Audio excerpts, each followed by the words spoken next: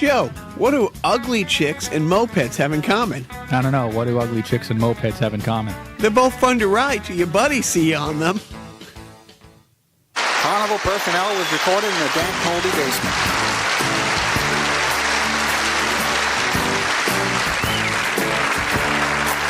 Joe and Jacques, it's Carnival Personnel. Joe and Jacques, to their wives this show is their personal hell.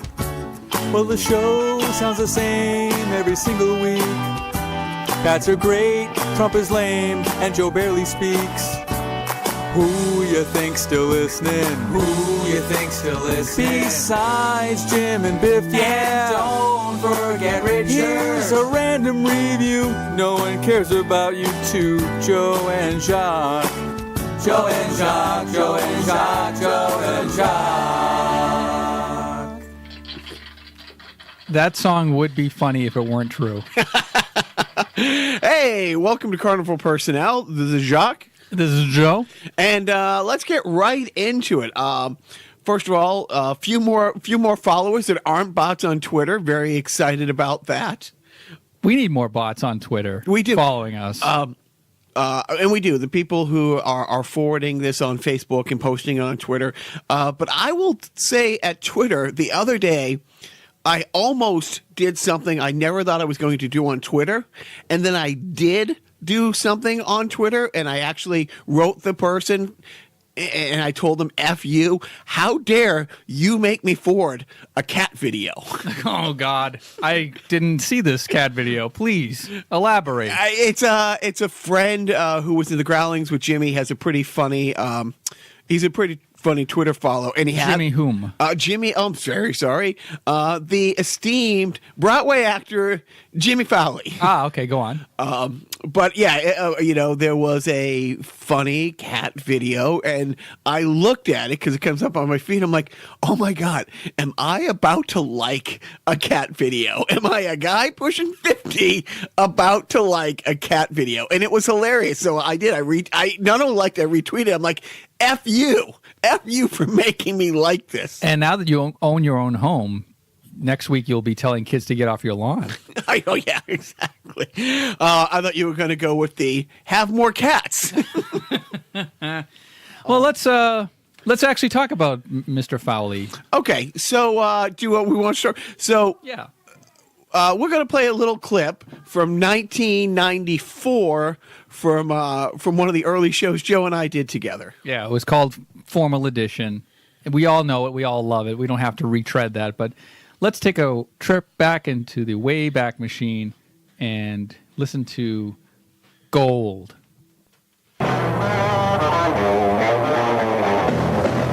Hi, I'm Steve. Welcome to Formal Editions. We have a great show tonight. We have 2 funny skits, some current events, a little trivia, and a video from the Afghan Wings. You know what, guys? This show smells great. Wow. Whoa. I am astonished. Steve, you have never come off so well. You handled that like a pro. This is gonna... Oh, geez, sorry, guys. I was running late on my manicure appointment. Sorry about that. What the? If you're Steve... Yeah? Who are you? Buck Henry. Buck Henry? Buck Henry? What the... Who's Buck Henry? Wait, where'd he go? Who is Buck Henry? Esteemed writer, fan of Gilbert Gottfried's, know that Buck Henry is a long-term writer. Right, co-creator of Get Smart. Yeah. So that clip, when Joe started Formal Edition with our good friend Jim. And our other good friend Steve. And we had my beloved cousin Jimmy, who I believe was 7, maybe 8 years old. And the whole premise was Steve wasn't the... Steve's a great guy. Was a great kid. Is a great guy. Well, you said... Steve was kind of like our Gronkowski. Yeah, that's exactly right. Steve was our Gronk. He was our lovable kind of like party guy, but at the same time, very like... He was kind of slow on the he played the slower guy. Right. It was all an act. But we Right. decided, because he was this, young blonde-headed kid, we had Jimmy, who's a much younger blonde-headed kid, come in and see if anybody would notice the difference between 17-year-old Steve being replaced by 7-year-old Steve to deliver the lines. And you know what? 4 out of 5 dentists could not tell the difference. So we had Jimmy Fowlie come on a regular basis. Jimmy was also in one of the Beyond It videos that did very well for a song called Mind Time. And right now, Jimmy is starring in his one-person production called So Long Boulder City. And it's playing at the Subculture Theater in New York City and Manhattan. This is opening weekend. I went last week with management, and we took 6 other people with us. So it was great. We had 8 people go for one of the first couple showings. The theater, the Subculture Theater, is great. Give it a backstory. Jimmy was a performer with the Growlings for many years in Los Angeles. A couple years ago, he wrote a play called Go-Go Boy Interrupted. Did very well. It's now a web series. Go to YouTube, check it out. Go-Go Boy Interrupted. And then several months ago, maybe a year ago at this point, as a gag, just something that Jimmy did with a director friend from the Growlings, they saw La La Land. And Emma Stone's character in La La Land is a woman who doesn't have any acting credentials, really, a resume, and she puts on this one-woman show, and it's horrible. Like, the one-woman show is god-awful, and they cut back to it several times in La La Land, where she's performing this really self-indulgent, very poorly written, poorly acted one-woman show, and there's only 7 people in the theater. And those people are like, oh my God, I can't believe how bad this is. However, one of those 7 people who see the play is a casting director, sees something in her, casts her in this gigantic movie with Ryan Gosling's character, and she goes off to be famous. But it started with this horrible one-woman play. So Jimmy and his writing partner took the 5 or 6 30-second scenes from La La Land and what that play was called So Long Boulder City and extrapolated that out to a hour and 7-minute extravaganza where Jimmy plays the Emma Stone character. And pulls it off. I've seen the posters. I've seen some snapshots of the show, and he looks like a convincing Emma Stone. A little too convincing for my liking, but... Well, it's great. I will post the picture of like me posing with his cardboard cutout, chest hair, and all, doesn't shave his legs. I saw it, and I mean this with all sincerity. Joe coined this phrase a few weeks ago, copyright Carnival personnel, awfulsome. It is awful and awesome simultaneously. I was going to say was watching half the play with my face in my hands because it is just magically cringeworthy. It is, I mean, I'm not giving anything away that wasn't in I'm going to brag a little bit, that wasn't in either the Variety write-up or the the New York Times, write-up of it. He does a dancing duet with a partner that doesn't show to the extended dance remix of the Electric Slide. Oh, wow. And why is that not in our repertoire or iPod? Awful. Yeah. I mean, it hurts to watch. It literally hurts to watch, but it is hysterical. I truly don't think I've ever been prouder of an individual. And so when we saw the show last Thursday, it was last Saturday. Saturday, did I go out? Thursday, Friday? I'm all confused. It's not my turn to watch you. But it was a Saturday. He had a 1 o'clock, 7 o'clock, and a 10 o'clock show. And it's exhausting. I mean, it's a one-person show. And I don't know, do I call it a one-woman show, a one-man show, a one-drag man show? Drag man in color. But it sounds like it's a blast. And I don't know, did you just mention that your sister has gone yesterday, now she's going back today or tomorrow or something? My sister, so last week was kind of the dry run of it, and it was a pretty full theater. The theater, again, Subculture Theater in Manhattan, is fantastic, gorgeous theater. And my sister took her daughters out, and they saw it last night. She's driving back from New York now so that she can turn around tomorrow with a couple cousins and go back and catch a show tomorrow. And it's if you're in New York, if you know anybody in New York, and again, just look up either Jimmy Fowlie, you Google Jimmy, Google So Long Boulder City, and major national press. And if you follow him on Twitter or Instagram, it ran in L.A. and it was supposed to be a one-weekend thing. It was just a gag. He was with the Growlings for a long time, so they're like, yeah, use our stage. This will be funny. And it was supposed to be a one-weekend thing that turned into 2 weekends, that turned into a month, that turned into 2 months, that turned into 4 months, and then finally they brought it out. And when he goes on James Corden, I want to put this out there to James Corden. Contact Carnival personnel, because we have the tape of Jimmy Fowlie when we knew him when, and you could play it for him when he guests on your show one day, and you can hear gems like this delivery. Welcome to the formal adventure. Edition. Not a lot of people know this. We have a great show tonight. We have 2 funny skits, some current events, a little trivia, and a video from the Afghan's Wings. This show, do you know what, guys? This show smells great. Bravo. You know what, Steve? You've come off great. Can we call you Steve? By the way, little breaking the fourth wall here. Jimmy Fowlie is Jacques' dialect coach. So, so yeah, even at 7, Jimmy delivers lines better than anyone. Trivia. He also spell checks better than me at 7, and that's so. It is. It's called So Long Boulder City. Joe and I. It's the holidays. There's all this crap stuff going on. I'm not going to drag Joe. Joe wants to go too. You're going to drag Joe? Oh, see what I've done there.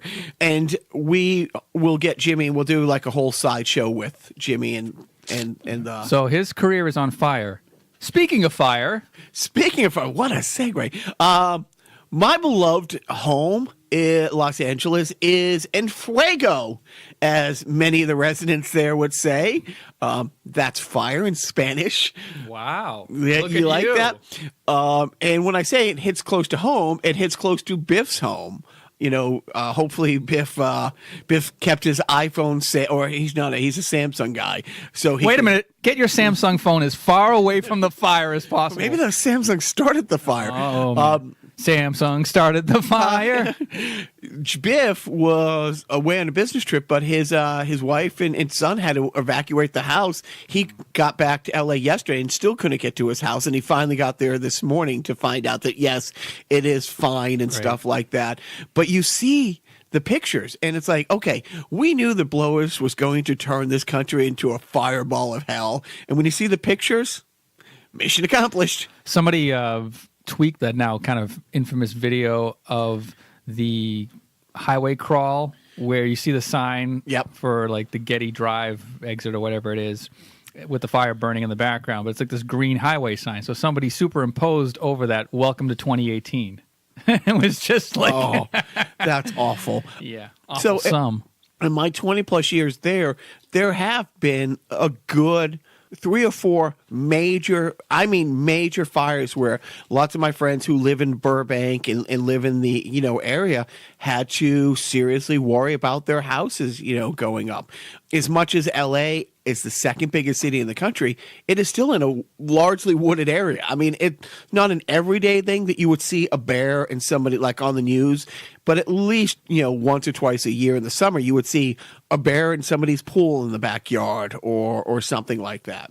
Just watching the news today about the fires and the weather conditions there, bone dry, like less than 5% humidity, and these winds are coming up over the mountains that are like 25, 35 miles per hour, and they gust up to 50. So this is not going away anytime soon. But unfortunately, or fortunately, I should say, the polar ice caps will be melting soon, so that'll just drown out the fire. Yeah. Well, it's not funny, but funny you say that. So, I lived in Studio City for a long time, commuted to Santa Monica, and there was a couple fires in that stretch of road where it was amazing. Here's this plush green, beautiful mountain gone.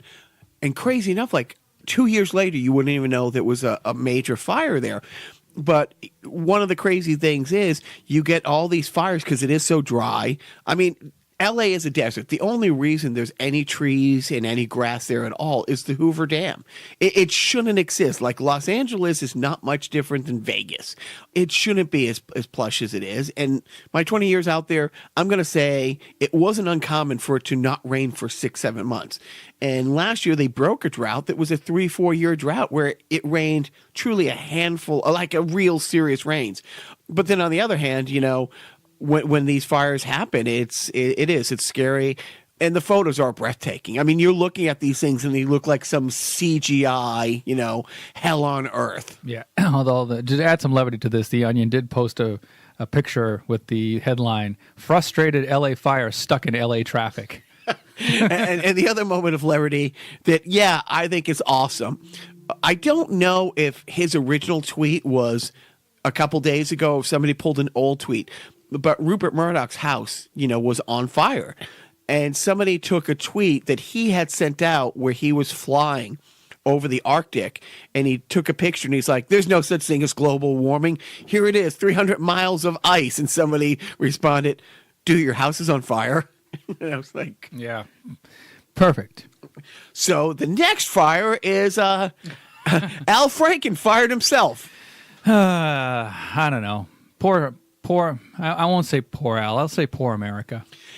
You know, he was, without a doubt, Bernie, Al Franken, and Senator Warren were my three heroes. The three people that I've been clinging to, especially the last year, to not save the Democratic Party, to truly save the country. Al Franken's Boil the Frog thing that you had let me know about. His video series with David Letterman, yeah, is like one of the guests. Yeah, it's hilarious, but it's like, okay, this is how important global warming really is. This is what's going on, but it's Al Franken and David Letterman presenting the arguments and facts in a very funny but no bullshit kind of, this is what's going on. Yeah, and the term "boil the frog" refers to the idea that the only way to boil a frog is to put it in to a little bit of like warm water and then slowly turn up the heat, because if you put it into a boiling pot, it's just going to jump right out. And that's sort of the allegory with sort of teaching science to these climate change deniers and any sort of non-progressive people. Like, we can't just go in there full force and say, "This is science and this is how you have to listen to us because we're smarter than you." It's like, unfortunately, change takes time, and we have to introduce these ideals slowly over time so that eventually we reach the end goal of sanity. And that's what Al Franken was sort of championing in his series. And now he's gone. And if you look at Al's voting record and the things he's campaigned on, it is harder to say there is another person, and I don't mean male or female, another person in the Senate or even in the Congress in the last, you know, couple decades who has fought harder for Planned Parenthood, who has fought harder to keep a woman. I mean, there is a outright war on a woman's right to choose. And if you're not following this very closely the last 10 years, it's been whittled away and whittled away. The attacks on Planned Parenthood are never ending, even though they keep perpetuating the same bullshit story that Planned Parenthood sells, like the fetuses and the unborn, and makes them. That has been something that they've been saying for the last 12 years.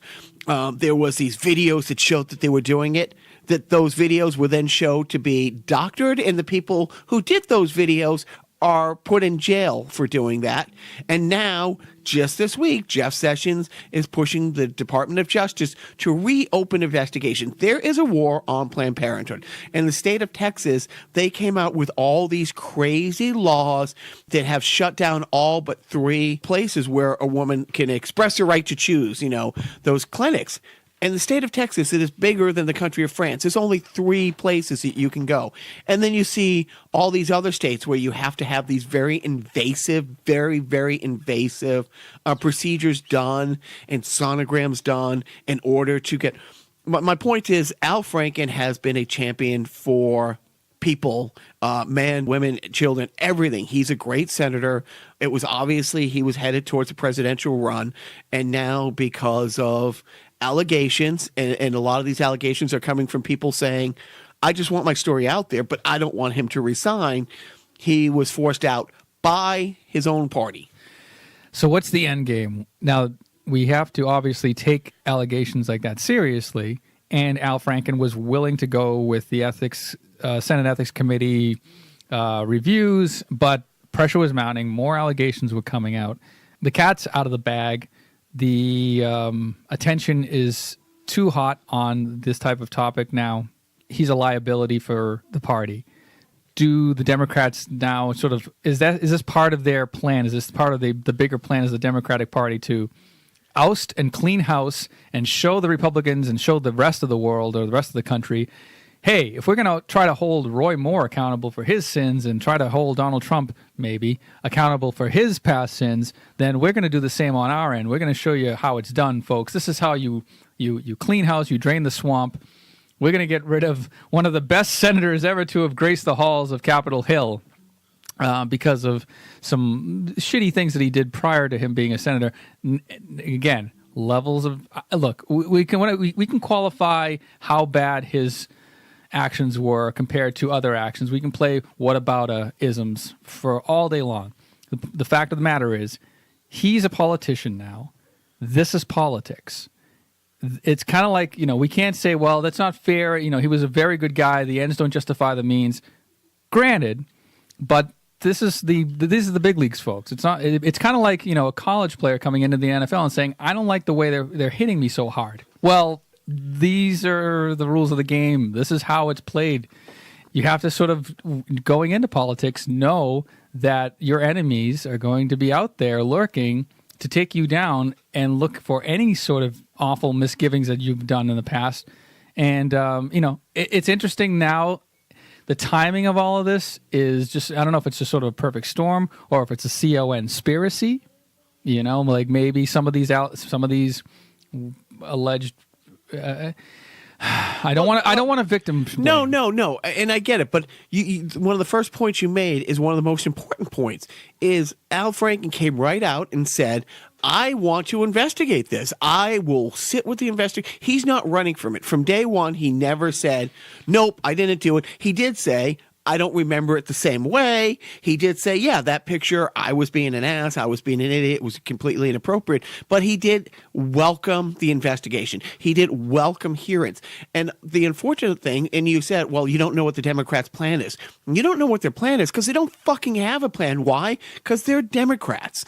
And I hate that my party always turns on its own like this. If they said, you know what, we're holding our guys to a higher standard because they're public officials, because we're governments, and you know what? We're turning up the heat on Roy Moore. We're turning up the heat on Bloatus, but they haven't. 38 people came out. 38 other Democratic senators came out and said, Al has to go. It's the right thing. I don't want to agree with them, but the way that Al left, and he basically said, I'm going to be a distraction. I'm not going to be effective for the betterment of the party. I'm going to step aside. But the next day, those 38 people didn't say, okay, RNC, you pulled your funding from Roy Moore, and since you pulled the funding, new allegations have come out. The two big Alabama newspapers have come out and say this guy's a pedophile. The Alabama State Police have come out and says, yes, we had to ban him from malls. And what did the RNC do? They turned around and said, oh, the race is getting tight. Let's turn on the funnel and let's give him more money. What did Bloatus do? Goes out and supports him. So not only is our side, again, holding ourselves to a higher standard, and I made this point to Joe before we talked, it really upsets me that the Skipper Boats for Justice, Swift Boats for Justice assholes used John Kerry's war record against him successful. This is back in the 2004 election. In the 2004 election. George Bush, W, didn't show up for a year. I'm not getting into it. But the Democrats are like, you know what? That's dirty politics. We're staying on topic. We're staying above that. It is bullshit. People will see he had 4 Purple Hearts. This is all bullshit. No, that's why he lost the election. That's one of the key reasons he lost the election. And at the end of the day, we didn't want to get down in the dirt with them. And what happened? 4 more years of W, an extended war, all this bullshit. Anyways, we keep holding our side to a higher standard but we're not, like I said, if those 38 senators turned around the next day and said, we need investigations now on PLOTUS. Mitch McConnell, you are supporting a pedophile. Your party isn't ousting these people who've done horrible things. You're inviting these horrible things. And again, Joe said it. He doesn't want to play this is worse than this. Yeah, Cosby is a lot worse than this. Pedophile is a lot worse than this. But Al, for the betterment of the party, stepped aside. But there has been nothing since then saying, okay, Republicans, your turn. I don't even think the Republicans give a fucking shit. They don't. They don't. They want their Democratic Party to collapse in and of itself. Look at these fucking assholes resigning and quitting and falling on their swords. Right. Good for them. Good. And the social justice warrior who's saying, good, Al, we're holding ourselves to a higher standard. We don't mind that we're losing another effective, hardworking Democratic senator. And so when Planned Parenthood becomes a thing of the past, when a woman's right to choose becomes a thing of the past, do not turn around and say, wow, we should have done other things to do this. It's like, Right. And, I mean, granted, Al Franken is not the end-all, be-all linchpin of the Democratic Party. He was an effective force, but the Democratic Party or its values will continue. And it's not like he's going away. He even said in his resignation, he may be stepping down from being a senator, but his voice is going to be out there. He's still going to be very vocal in private life now, and that's great. So the message is still going to be there. It's all about turning the tides of the voters, and it's sort of like trying to build confidence in that sort of middle ground voter base, and maybe even turning a couple of Republicans over to the Democratic side in these purple states to show them that the Democratic Party can put up good, solid, effective, maybe a little centrist candidates that can, push healthcare reform, climate change initiatives, trying to undo what Donald Trump's administration is doing and will be doing for the next 3 to 7 years. Scary as that fucking number sounds, there could be 7 more years of this thing. I don't know. Sometimes you feel like the higher ground, you get a little dizzy up there from being at so high. Maybe this is the right thing to do. Maybe you get somebody else in there that's a little bit more cooperative. I don't know. It's not like it's going. It's not like, oh, first of all, who's taking over his seat? So that they don't know, and that it's appointed. It's gonna be appointed by the governor of the state, and that's how that works. So let's talk about something a little less inflammatory, a little less divisive. The Middle East. Oh boy. Okay, let's not spend too much time on this. Okay, we're kind of running long here. Long story longer is Blotus again tries to find what is the best way to piss off the most amount of people at one time. And he decided to say that the United States is going to declare Jerusalem the capital of Israel and fuck Palestine and go. And, the Prime Minister of Israel, Netanyahu, who absolutely hated Obama, who's a big friend and fan of Blotus, he thinks this is the best thing.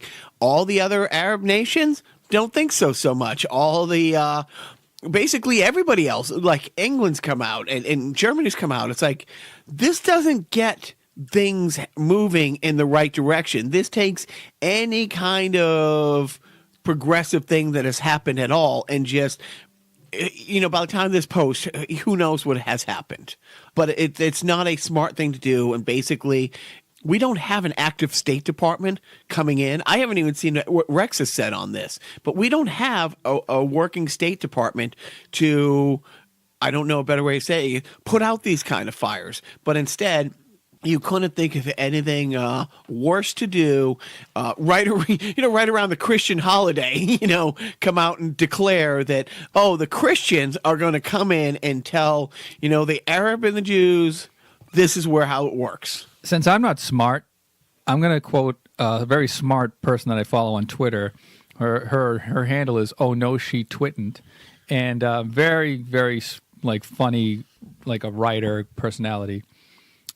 She tweets, it's perfect for Trump. Muslims in Israel will protest, thus furthering his false narrative of Muslims being violent, and it furthers the Jews control American politics narrative at the same time. it plays both sides of the coin.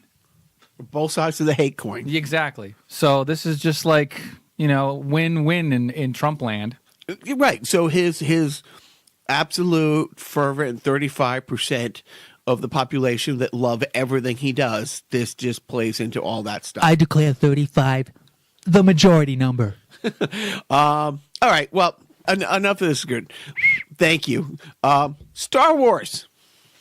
What the hell is that? Well, a long time ago. Where? In a galaxy far, far away.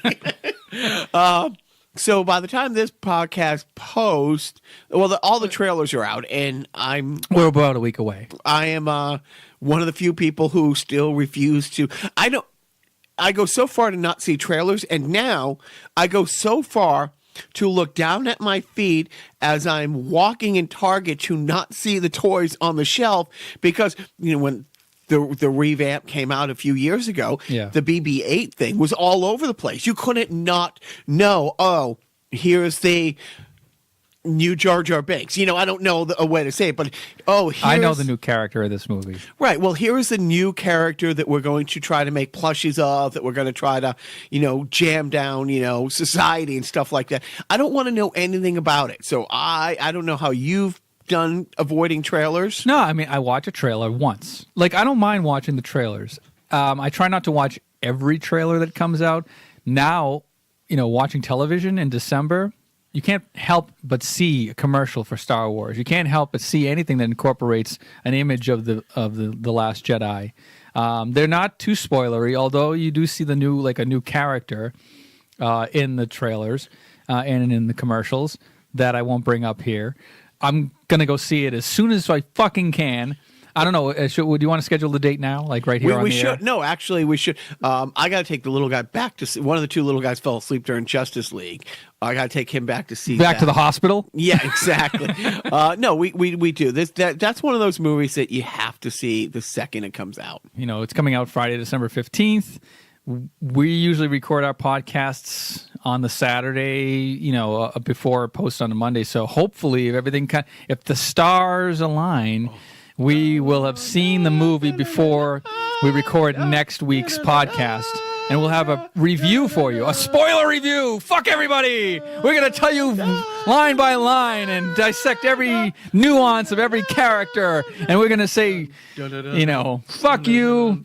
Thanks for listening to us, and here's a great movie that we're going to No, we're not going to do that. Did you see, and it went around, and I don't know how the guy didn't get his tires slashed, but I guess the day that the last Star Wars movie came out, it was all over the interwebs. Some guy wrote on the back of his Winnebago, it's like Han Solo dies in the new Star Wars, and it was like, wow.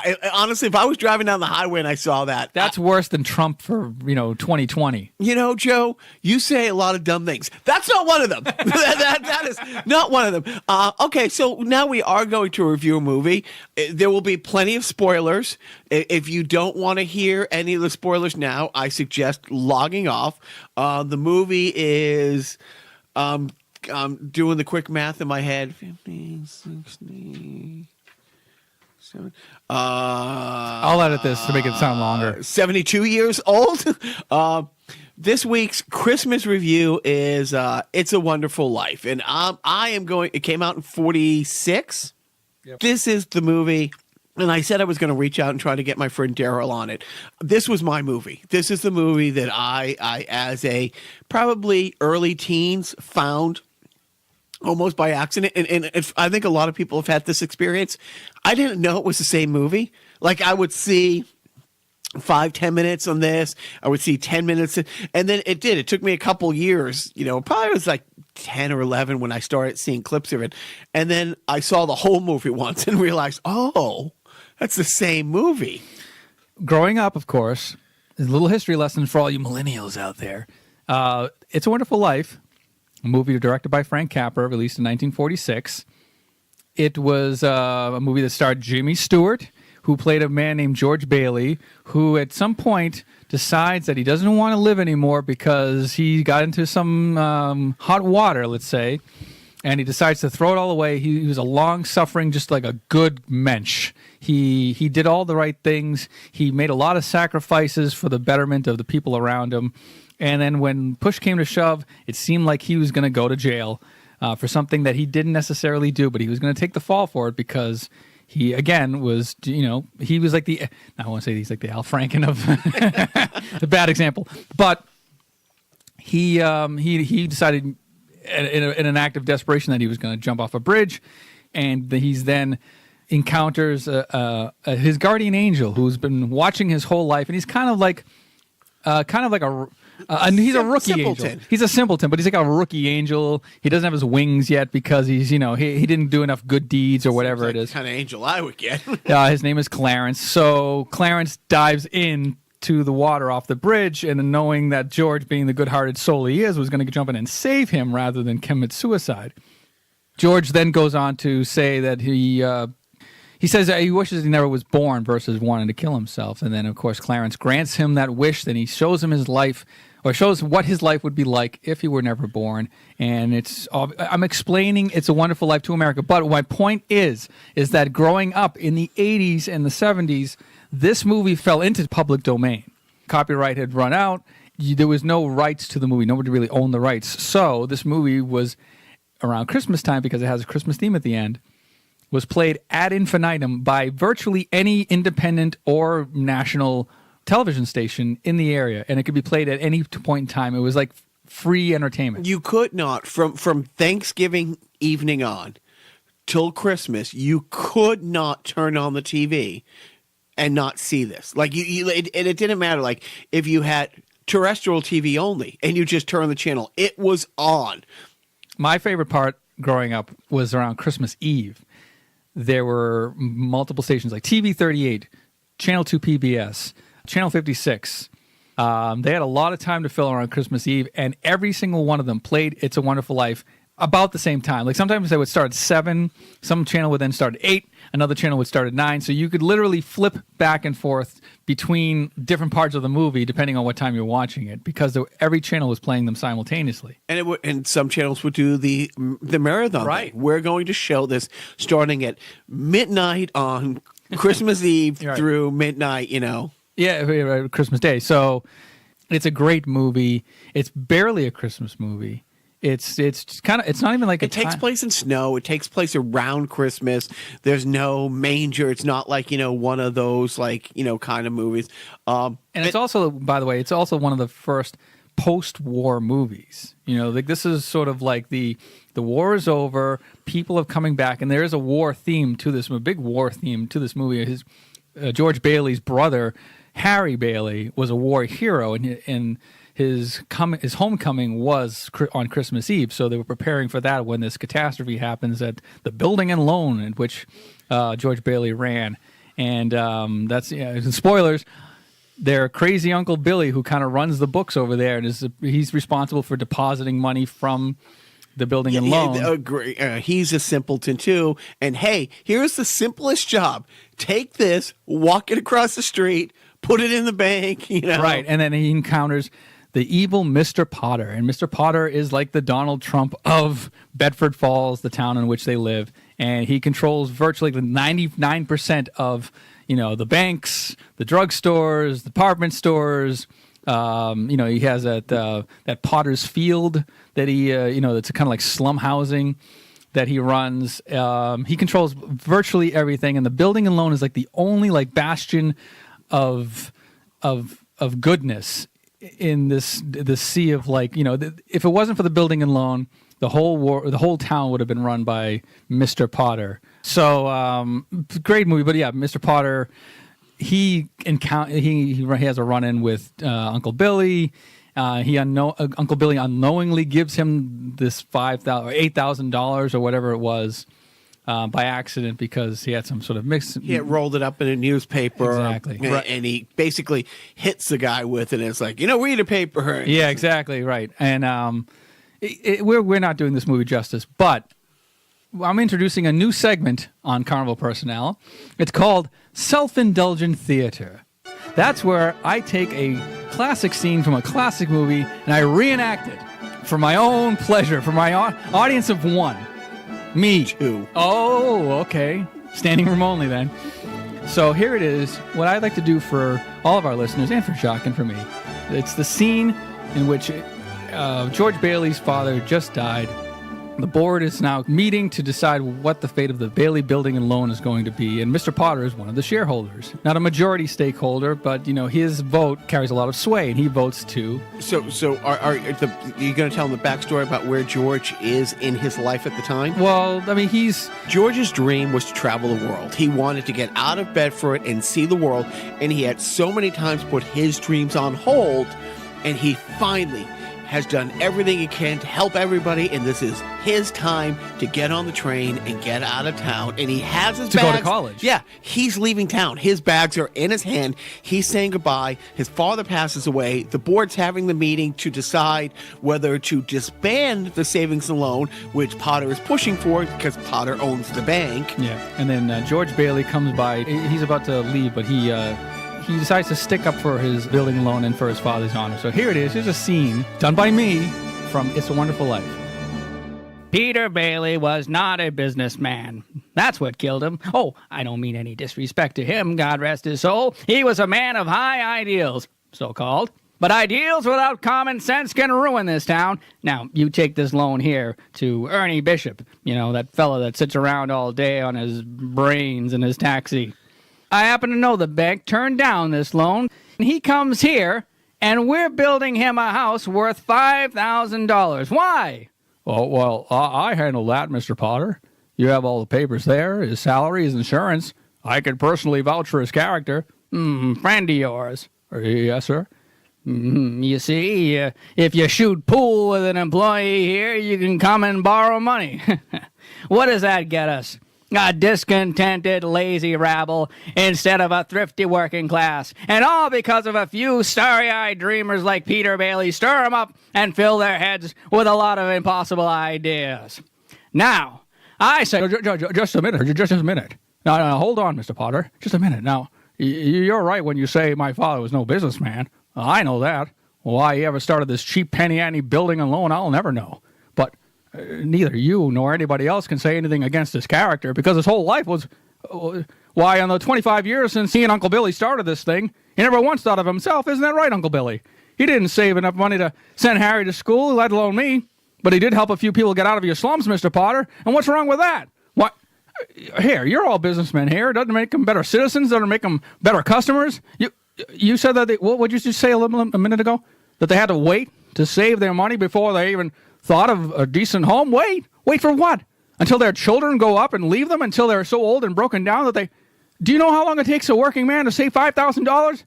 Just remember this, Mr. Potter, that this rabble you're talking about, they do most of the working and paying and living and dying in this community. Well, is it too much to have them work and pay and live and die in a couple of decent rooms and a bath? Anyway, my father didn't think so. People were human beings to him, but to you, a warped, frustrated old man, they're cattle. Well, in my book, he died a much richer man than you'll ever be. I'm not interested in your book. I'm talking about the building and loan. I know very well what you're talking about. You're talking about something you can't get your fingers on, and it's galling you. That's what you're talking about, I know. I've said too much. You're the board here. You do what you want with this thing. There's just one more thing, though. This town needs this measly one-horse institution, if only to have some place where people can come without crawling to Potter. Come on, Uncle Billy.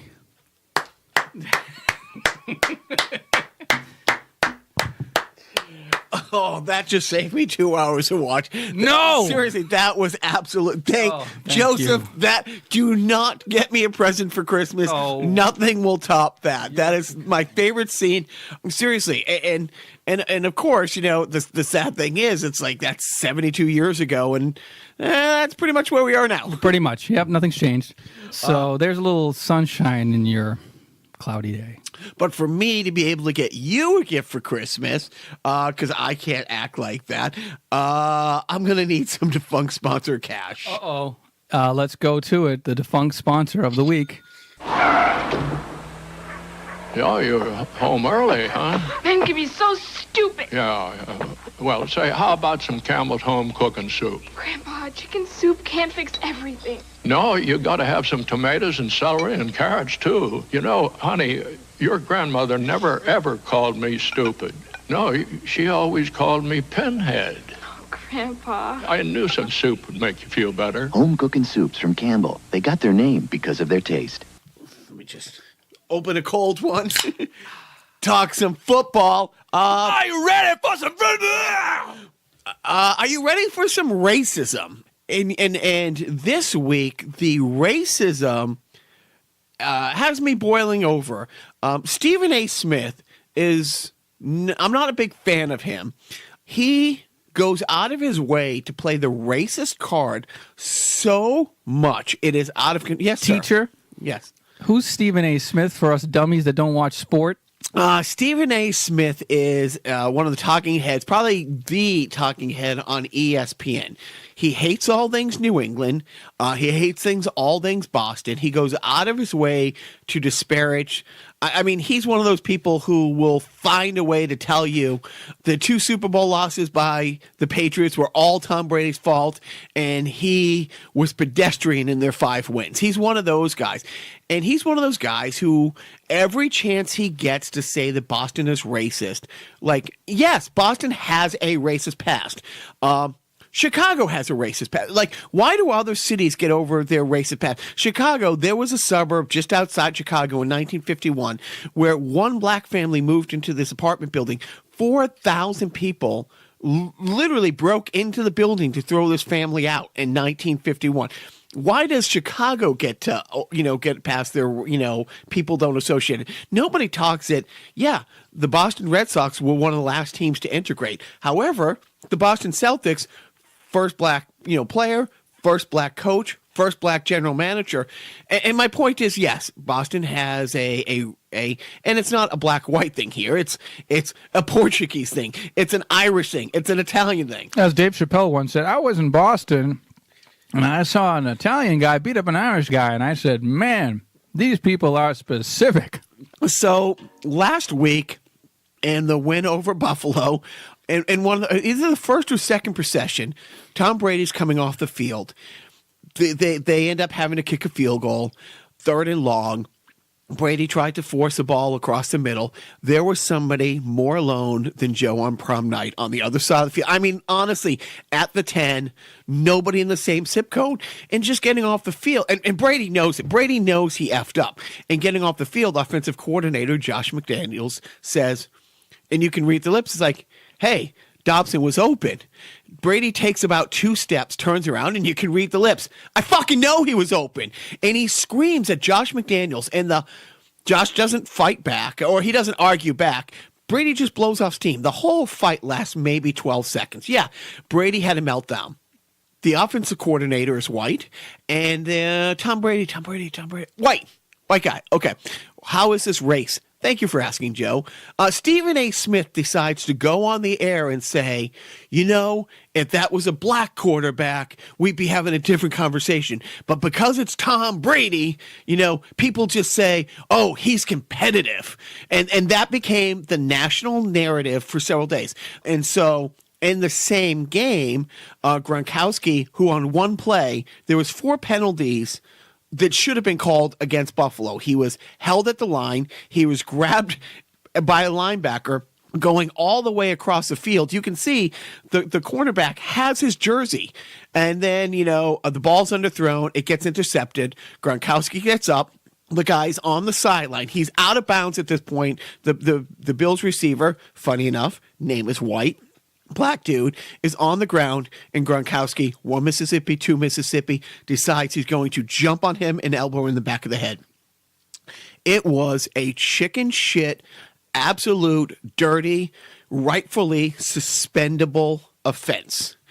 However, again, Stephen A. Smith and the national media came right out and said, oh, if that was a white guy he had hit, it would have not been a suspension, or if that was a black guy hitting Gronkowski, he would have been suspended for the rest of the season.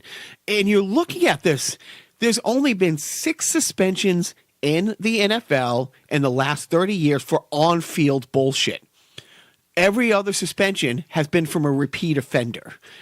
This is not Gronkowski. Like, Gronkowski doesn't have a history of dirty hits. In fact, he has a history of being on the other side of dirty hits. And he came right out instantly in the locker room, this isn't me. This was horrible. I was stupid. I apologize to him, flat out. But because it was the Patriots, and I'm sitting there thinking, wait a minute. You're really reaching. You are Stretch Armstrong. You are Elastic Man to find a way to make Tom Brady, and then Odell Beckham comes out. And Odell Beckham, the wide receiver for the Buffalo Bills, who had one amazing catch. The one-handed catch? Oh, yes. Okay. Regular season game that they lost.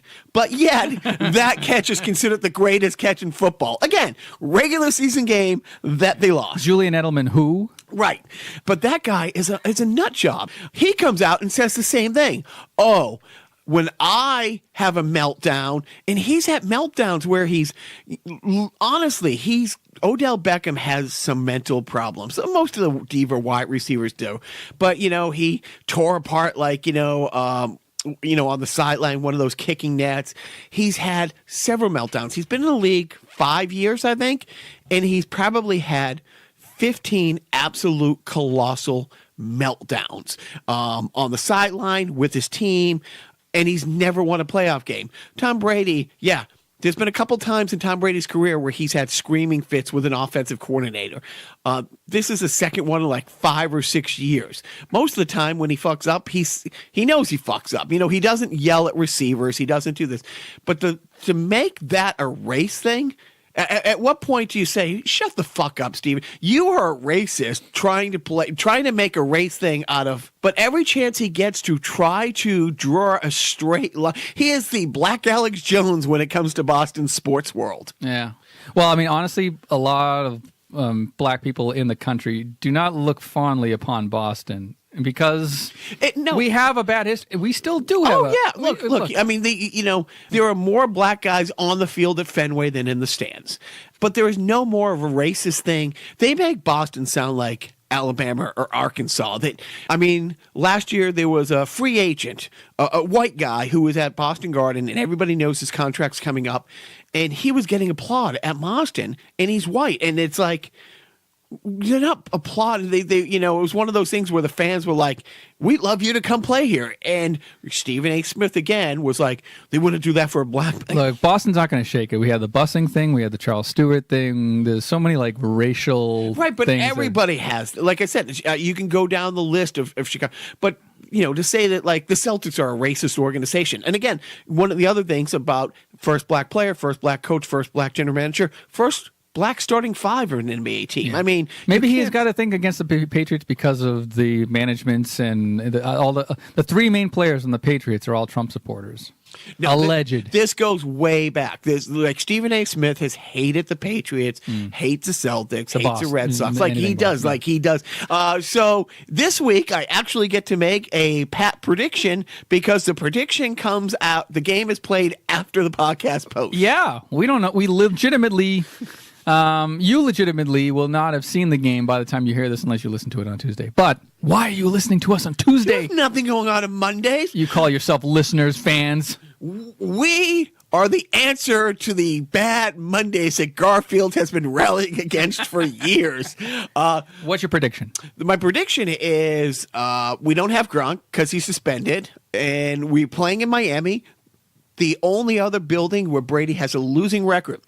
He is 7-8 in Miami, and in the 7 wins, he has 600 touchdowns and 1 interception, 111 quarterback rating. In the 8 losses, it's not me or you out there, but Brian Hoyer wouldn't be. But without Gronk in Miami, I still think they running away. I'm gonna say 36-13. Wow. And I'm going to say the one Miami touchdown is a fluke kind of either garbage time thing. But yeah, the Patriots win this going away. And it's funny because their defense last week, again, gave up 3 points. And they now have gone from at the first 6-7 games being the worst defense in football. The last 5-6 games, they've not given up. They've only given up 3 points in a couple games. They haven't given up over 17 points in a game in almost 2 months. So this is a Monday Night Football game. Dun, dun, dun, dun. Between the Patriots and the Dolphins. Yes, and Miami. Okay, so am I misremembering this? What happened in 1980 during a Monday Night Football game in December between the Patriots and the Dolphins? That was the famous snowplow game.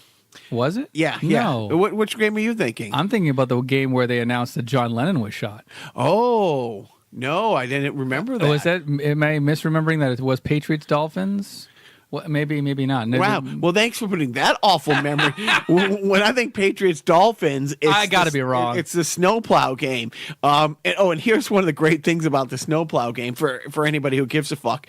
It was a game in New England. It was completely snowing, and the Patriots are going to kick a game winning field goal. And the snowplow was coming across, and it's supposed to go right around the line of scrimmage. But just as it gets to where they are, it veers in. Is that the John Lennon thing? Yeah. 1980, Patriots Dolphins, December 8th. Wow. So watch your back, Paul McCartney. You are a bad person. Good thing my sister doesn't listen to this podcast because she's a John Lennon freak, and I would be the person assassinated on Monday Night Football. But before we get to the video game review, we'll end with that. But I would be remiss. We talked a great bit about Jimmy Fowlie's So Long Boulder City, Subculture Theater, New York. Check it out. Find him on Twitter. He's a hilarious follow. But Joe had a big a big to-do this week with the release of Crowdsource Boston's Back to the Future. So, in case you don't know, you probably don't know or don't care. We care. My son and I volunteered some of our time and skills toward recreating a scene or two from the movie Back to the Future for this project that the Arlington Community Media Group helped produce for this thing that Crowdsourced Boston, which is a group that recreates. What they do is that they take film groups from around the New England area and they recreate scenes from a particular movie, and then they splice all of those scenes together to recreate the entire movie. And then that entire movie, Back to the Future, which was what we participated in this year, was released not too long ago. In fact, it was released last week, and the link is available. So I think it's a public link. So if it's public, I'll post it. Yeah, no, because I got on my email and I watched it, and it's fun because you have like 20 different crews doing their interpretation of it. You have 20 different Marty McFlys. You have 20 different Biffs. You have my son is one of the Marty McFlys. Probably the most brilliant of the Marty McFlys. But it's really funny. It's one of those things where it's like it gives a lot of people a chance to do it. It's a fun watch. It really is. I haven't watched it yet, but I do intend to watch it. So sorry, Jonathan, I didn't get to it yet. But right, our great friend Jonathan, who runs everything over there. At Arlington Community Media. Shout out to Jonathan. So anyways, Jacques is now going to help end the show by grabbing a random video game off of my Nintendo Entertainment shelf. No whammies, no whammies. Stop! Oh, it's a Flacati rug. What the hell is that? Anyway, so he grabbed a game off the shelf. It's not Ninja Gaiden 2. It is not Orb 3D. It's Othello? Is it Othello? It is not Othello. Huh. All right. You want to give it one more try? No. I give and then no, I give up. I can't remember what it is. Oh. Operation Wolf. It's a game by Taito. Operation Wolf. Take no prisoners. It's got a badass cover. It's got these guys in green berets, just strapped with machine guns, and they're off. They landed in some sort of like jungle area. In a helicopter, and they're there to take no prisoners. And I guess it's one. I haven't played this game much, if at all. I believe it's kind of like a top-down shooter kind of thing where you're running around in this jungle arena and you're seeing it from the top down. I don't know. I can't really honestly properly review this game. So this is a pretty lame game for me to review. So I'm just going to read from the Ultimate Nintendo Guide written by Pat Contry. And this review was written by Pat Contry himself. Oh my God, we're just killing it with getting the Pat Contry reviews. Shut it. Operation Wolf, 3 stars. Players take control of a special forces soldier to rescue hostages, and this first-person shooter on rails, armed with machine gun and grenade launcher. The player must take out many enemy soldiers and vehicles, such as tanks, boats, and helicopters, before they can deplete the player's health by firing at them. And that was it. So I'm going to guess that this game goes for $7. $4.49. So with shipping, I know. Probably I $7. kind of overpaid. So everybody, thank you for a couple last things. Biff, we wish you and your home all the luck. Interesting thing, a lot of people were tweeting out, bring your pets inside, because LA is, like we talked about bears and stuff, their forest is being ruined. So, don't be surprised if you have more wild animals. And hey, leave a big thing of water outside for them. But bring your pets in, because they're a snack. Right. leave some water out there. You know what? Leave some water for the fire too. Like you can feed the bears water and maybe douse the flames. Biff does fall in the one of my favorite lines from Caddyshack. He has a pool and a pond. Pond be good for you, the fresh spring water. But he does. He has an in-ground pool, but he has a koi pond and stuff. And he's like, yeah, my house is a smorgasbord for animals coming through. Wait, water and free fish? Because, hey, we're not talking about him being Japanese, but he does have sushi at the ready for these wildlife. Finally tonight, a parenting tip of the week. I'm going to use this the next couple weeks. Absolutely use Santa's naughty list to the utmost effectiveness. How so? Hey! Santa's watching, dude. Which, really creepy when you think of the whole Roy thing, but... But we have an elf on the shelf. He came into our life last year. His name is Martellus. Completely coincidental, has nothing to do with Martellus Bennett signing as a free agent last year. But I do. I'm still able to use Santa to help me keep things in line. Oh, and again, one last thing. When we talked to our animated Christmas thing, I forgot Rise of the Guardians. That is a fantastic Christmas movie. Oh. But that is my parenting tip of the week. Great, yeah. So Santa's like the NSA of Christmas. He's always watching. He's Big Brother. Always watching. So we will post the Crowdsource Boston Back to the Future thing that Joe was a huge part of. We will post a link to So Long Boulder City. And going out, we will play the song Mind Time by the incredible Dan Cray and Beyond Did, because Jimmy starred in the Mind Time video that was shot at Bill's Bar in Boston behind Fenway around the same time when Jimmy was 7 and 8. So Jimmy's entire career is thanks to Joe, Formal Edition, and Beyond It. Nothing to do with years of working his ass off. Amazingly talented, amazingly great-looking kid, and creatives is all fuck. Nope, it's all thanks to Formal Edition and Beyond It. Got to get started somewhere.